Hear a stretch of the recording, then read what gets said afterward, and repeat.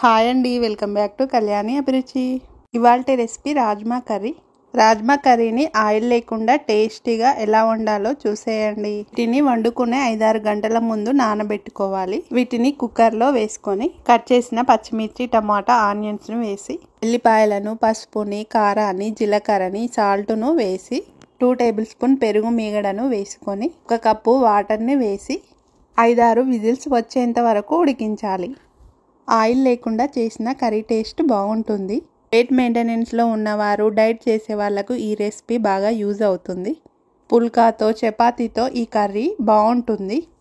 Gravy చిక్కగా ఉండాలంటే కాస్త కొబ్బరి పొడిని వేసుకుంటే సరిపోతుంది. కర్రీలో మసాలా ఫ్లేవర్ కావాలనుకుంటే గరం మసాలాని కాస్త వేసుకోవాలి. ఈ రెసిపీని మీరెప్పుడైనా ట్రై చేశారా లేదా? మరిన్ని అభిరుచులు చూడాలంటే కళ్యాణి అభిరుచిని సబ్స్క్రైబ్ చేసేయండి.